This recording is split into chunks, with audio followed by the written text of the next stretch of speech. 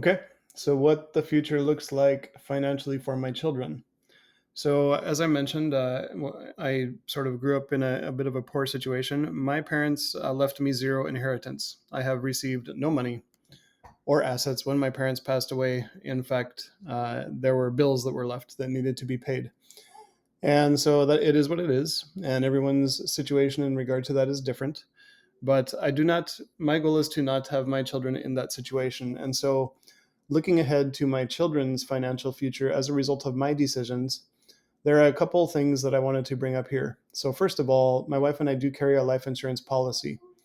Now, this isn't for everyone, but a small monthly contribution can lead to big payoffs for future generations. And so I am worth 150,000 bucks if I die of natural causes, and I'm worth $300,000 if it's an accident. And so, yes, my wife is continuously trying to push me off a cliff every time we go hiking so that she could say it was an accident. Just kidding.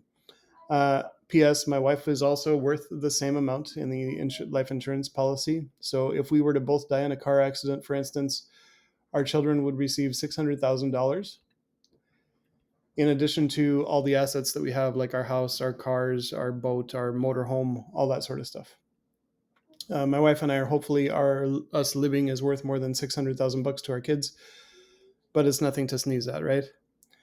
And so the personal contribution retirement fund. So remember up here, the pension dies with me.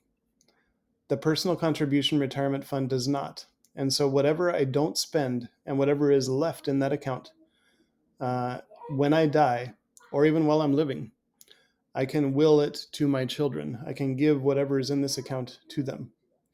At that time, they would receive a lump sum. And so it is not an annuity anymore. It would be growing. If they were to turn around and invest it, which I would hope that they would, it would grow by compound interest because they would be saying, hey, Dad, thanks for the $100,000. I'm going to turn around and invest that. That's a lump sum. And that's going to grow by compound interest. Same thing is true with the deferred compensation fund. If there's anything left in there, that goes to them and it becomes a lump sum that they can then invest. And plus any other assets I have at the time, like the house or property or any of that stuff. So if we look at this, there are two groups of people that are cared for by the way that I'm planning for my financial future. One is my wife and I, and the other is my children. And in all seriousness, hopefully my grandchildren.